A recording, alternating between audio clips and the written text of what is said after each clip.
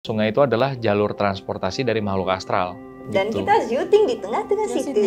Request dari Walisdi bahwa Walisdi ingin hadir di premier.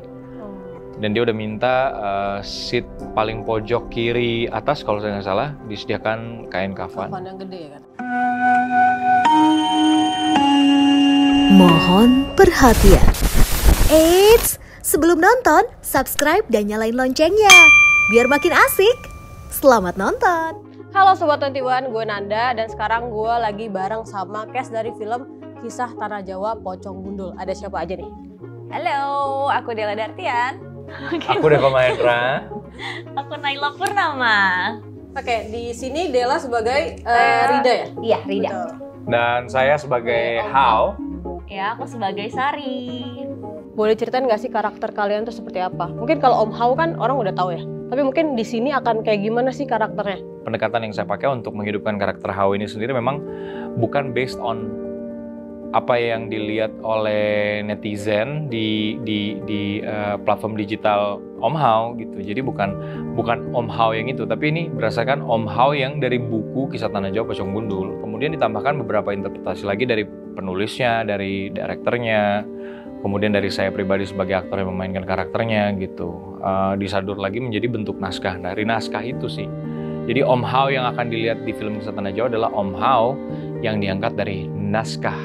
Teman-teman yang udah kenal banget, familiar banget sama Om Hao, ketika melihat Om Hao ini di film pun juga akan tahu bahwa itu adalah Om Hao. Karena kita bicara film, ada kebutuhan-kebutuhan adegan, kebutuhan gambar, dramatisasi yang membutuhkan sedikit modifikasi, tambahan interpretasi, sehingga memang tentu akan ada perbedaan lah dari Om Hao yang sering dilihat. Kita kan nggak pernah lihat Om Hao melakukan action di YouTube-nya kan. Nah, di film ini kita akan lihat sama-sama. Sebagai Rida ini seperti apa sih?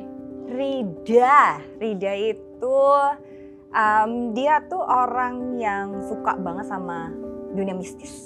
Pokoknya dari kecil dia suka mendengarkan cerita-cerita mistis, baca-baca berbau hal tentang mistis, dan dia juga sahabat baiknya Hao dari kecil, dan dia suka dengerin cerita-cerita mistisnya Hao nih gitu kan. Tapi dia tuh orangnya tuh nggak peka, kan ada orang yang nggak punya kelebihan itu tuh. Ya, nah itu emang dia. ada orang yang blessed, ada yang enggak lah. Nah itu Rida tuh yang enggak, tapi dia suka sebenarnya suka dengan hal-hal yang berbau mistis ini, dan dia tuh orangnya bubbly banget ya sebenarnya gitu, dan bertolak belakang sebenarnya sama Hao, tapi kita tuh kayak saling melengkapi gitu loh. Ya. Jadi sweet gitu ya? Semakin kesana kayak semakin kesini ya. Wow. Dia itu anak SMK kebetulan, jadi dia tuh emang jurusan busana, makanya dia tuh punya hobi gitu ya, kesukaannya dia tuh adalah menjahit gitu. Lebih didominasi kegilaannya, kestresannya waktu dihantuin sama si Pocong Gundul ini. Karena Sari itu salah satu korbannya. Bisa dibilang dia nggak yang penakut banget, tapi nggak yang berani banget gitu. Cuman karena dia emang diganggu, jadi ya pasti takut, bukan yang ngelawan atau kayak sini loh gitu. Enggak sih, tetap takut. Om Hao ini kan sendiri punya kemampuan buat retrokognisi ya? Retrokognisi, yes. Nah itu sebenarnya kayak gimana sih? Mungkin kayak pengertian dasarnya kan soal gimana dia bisa masuk ke masa lalu, yes, dengan cara memegang benda di film ini, dikuliknya seperti apa sih? Sebenarnya secara visual akan mudah banget dipahami oleh penonton sih, si proses retrokognisi, karena visual yang menampilkan proses retrokognisi itu sendiri cukup lengkap, dimulai dari awal, bagaimana dia memulai proses retrokognisi sehingga akhirnya retrokognisi itu membawa dia ke masa lampau lewat medium yang disentuhnya. Dia juga akan memberikan penjelasan secara verbal juga sih terkait dengan retrokognisi di filmnya gitu. Kalau dari saya sih, retrokognisi itu kayak kita ngebayangin kita melakukan jelajah waktu gitu ya, time travel. Hanya time travel yang kita lakukan itu specifically dengan menyentuh benda dari seseorang yang masa lalunya ingin kita kunjungi. Nah, benda tersebut karena milik seseorang, maka ketika melakukan time travel itu dia tadi, retrokognisi itu tadi, jadi bisa menyaksikan apa yang dilihat pada waktu itu tapi dari point of view dari si pemilik barang yang disentuh oleh Om Hao. Tapi ada ritualnya nggak sih untuk melakukan retrokognisi ini?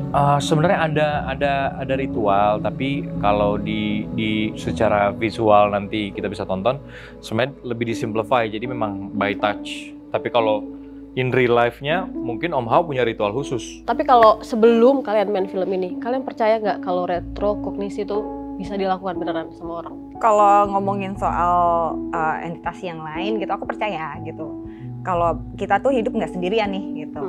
Dan tapi kalau ngomongin soal retrokognisi itu aku baru mengetahui soal retrokognisi ini setelah main film ini gitu sih. Kalau aku sih, aku sendiri bisa dibilang saya orang yang lumayan berani karena aku juga nggak bisa ngerasain, bahkan Tuh berani aja dia lumayan. Itu loh, bimbang sekali memang anak-anak ini. Cuman karena emang aku nggak pernah ngerasain sama sekali, jadi bisa dibilang sebenarnya ya percaya deh intinya. Ya udah sini, udah kesini balik lagi. Nanti bisa nggak sih, nanti ini begitu tayang ya, itu biar sobat 21 tuh nggak pusing nontonnya, muka dia di blur aja, Jadi mawar. jadi Kalau nggak di suara time aja lapse nggak ya, apa-apa. suaranya habis sampai terakhir doang. Kasih teks saja, aku percaya. Nah itu aja jawabannya dia udah. Sama part dia pas dia menjelaskan, Menjelaskan, Udah di-cut aja ya? dipercepat Dipercepat ya. aja. Percaya. Selesai. Tapi kalau yang retrokognisinya Masih itu, dilanjutin? aku juga sama Masih sih loh. kayak Kak Dela. Baru taunya setelah main film ini. Tapi kamu jadi penasaran nggak? Aku penasaran banget. Aku kayak gitu. gimana ini caranya kok bisa yang orang, malah aku penasaran sih. Kalau saya pribadi, saya percaya bahwa ada entitas lain, bahwa ada kekuatan yang tidak terjamah oleh manusia gitu, ada pengetahuan yang tidak terjamah oleh manusia gitu. Sepintar-pintarnya kita sebagai makhluk, pasti akan ada makhluk lain yang juga punya dunia sendiri gitu, yang tidak akan kita bisa sentuh sama sekali gitu. Cuma kalau retrokognisi, jujur saya sebenarnya penasaran. Tapi kalau ada kesempatan gitu, mungkin Om Hao bisa menjadi penghantar gitu ya, untuk pada akhirnya saya juga bisa merasakan experience yang sama. Saya akan sangat tidak keberatan. Bukan pengen punya kemampuan itu, enggak, tapi at least ingin merasakan experience Sekali gitu. lah gitu. Yes, karena hidup kan soal cerita. Semakin banyak pengalaman, kita semakin banyak punya cerita. Part tersulit meranin Om Hao dan apa ya, ngebangun imajinasi buat masuk retrokognisi dan bisa melalui semua time traveling itu gimana? Sulitnya tuh bagian apanya? Sebenarnya kalau referensi semacam itu secara visual sih beberapa film, banyak literatur yang sebenarnya juga kurang lebih menjelaskan hal-hal seperti itu, terus ngasih lihat gambar-gambar seperti itu ya. Dari situ itu saya jadikan bahan untuk cukup membantu lah pada akhirnya kurang lebih bagaimana proses retrokognisi itu sendiri terjadi. Selain juga ngobrol langsung sama Om Hao gitu, ngobrol sama Om Hao, juga ngobrol sama director. Kira-kira akan dibawa seperti apa dan penampilan seperti apa yang diperlihatkan ketika proses dari awal retrokognisi sampai retrokognisi terjadi dan akhirnya Hao kembali ke tubuhnya gitu. Pasti sulit karena ini hal yang baru, hal yang berbeda lagi untuk saya lakukan. Yang menyenangkan dari mengerjakan sebuah film adalah dimana tolak ukurnya adalah kekuatan imajinasi gitu. Dan sekali lagi bahwa imajinasi itu benar-benar satu hal yang dimiliki manusia, nggak pernah bisa ada ujungnya gitu. Pertama kali diajakin buat main film ini gimana?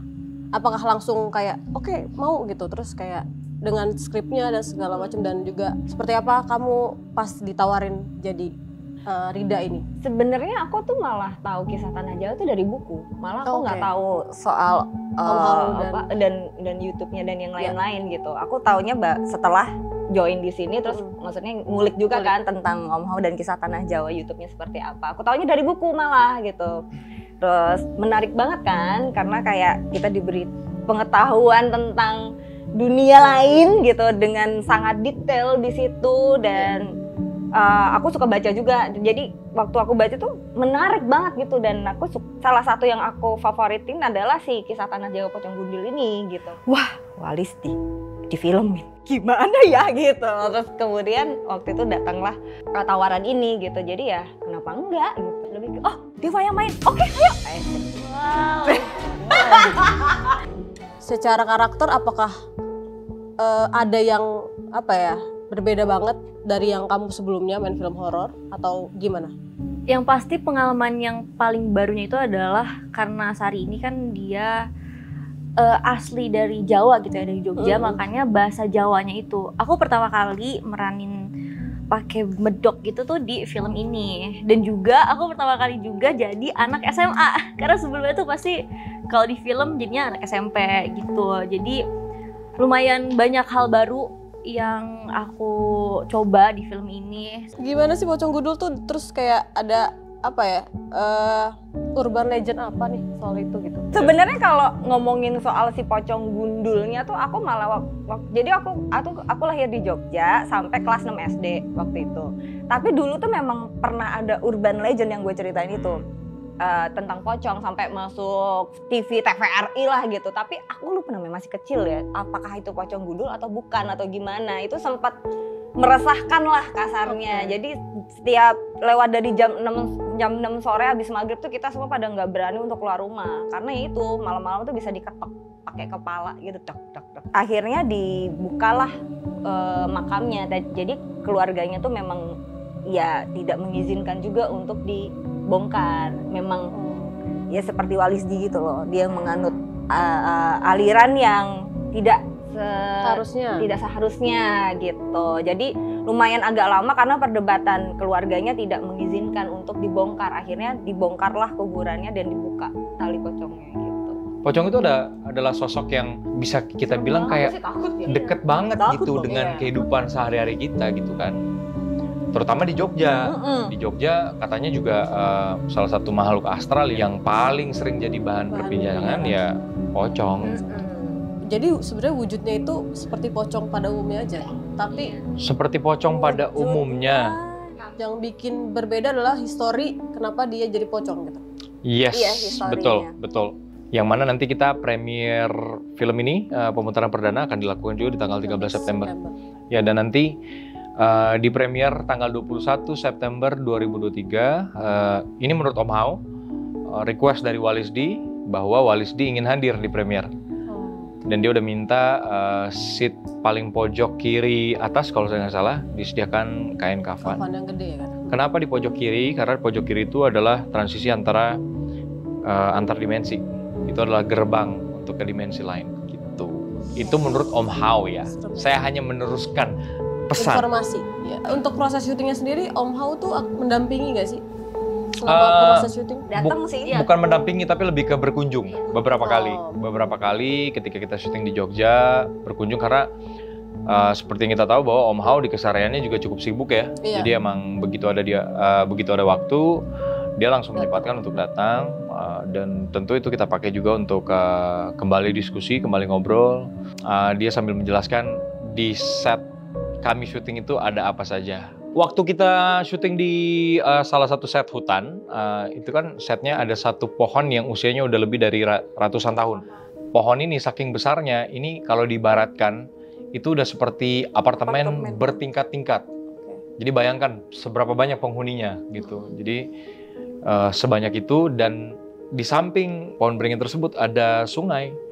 Yang mana kalau kata Om Hao, sungai itu adalah jalur transportasi dari makhluk astral. Jadi bayangkan satu pemukiman yang sangat padat penduduk, kemudian di sebelahnya persis adalah jalur transportasi yang mana juga cukup padat dan dilewati oleh makhluk-makhluk yang bukan penghuni situ. Dan gitu. kita syuting di tengah-tengah situ. Ya, kita ada di situ. Mantap.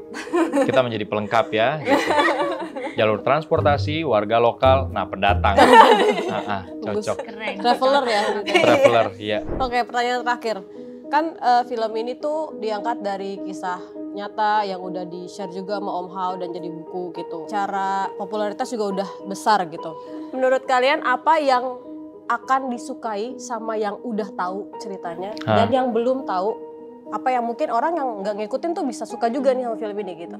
Sebenarnya baik yang belum baca buku ataupun yang sudah baca ini masih bisa dinikmati karena benar-benar di tengah-tengah. Kan ini juga tidak 100% berdasarkan buku kan. Karena sudah disadur lagi oleh penulis naskah kita juga gitu. Dan sama Om Hao juga maksudnya dia juga memberikan masukan-masukan lebih juga di situ gitu. Jadi kalaupun membaca buku kisah Tanah Jawa masih bisa mendapatkan surprise-surprise lebih juga dari film ini gitu. Ataupun yang belum pernah baca Kisah Tanah Jawa atau Javanica gitu, bisa juga menikmati film ini gitu sih. Jadi kalian masih bisa menemukan kesenangan tersendiri untuk nonton Kisah Tanah Jawa ini gitu. Plus ditambah lagi visualnya emang gokil sih. Kalian bisa melihat visualnya, bagaimana karet rekognisi Om Hao itu. Kalau menurut aku sih yang pasti tuh yang paling spesial dari film ini tuh si pocong gundulnya itu. Karena kan emang dari bukunya pun visualnya udah banyak banget ditakutin sama orang-orang kan. Nah ini nih sekarang di film ini akhirnya lebih jelas gitu divisualkan, dihidupkan. Film ini dibuat sedemikian rupa untuk siapapun yang suka banget nonton film Indonesia dan ingin terus mendukung film Indonesia. Nah ini waktunya, salah satu film yang seperti Della bilang tadi menghadirkan tidak hanya visual yang luar biasa tapi juga cerita yang menarik. Hai Sobat 21, saya Deva Mahendra. Saya Della Dartian. Dan saya Naila Purnama. Dan kami bertiga dari cast film Kisah Tanah Jawa, Pocong Gundul. Nah sekali lagi kita mengingatkan untuk kalian semua jangan lupa untuk nonton film Kisah Tanah Jawa Pocong Gundul mulai tayang di seluruh bioskop 21 mulai tanggal 21 September 2023. Pesan makan, minum, bayar. Bye, ditunggu di bioskop 21. Asik kan videonya? Jangan lupa like, subscribe, dan komen ya. Sampai jumpa di video selanjutnya.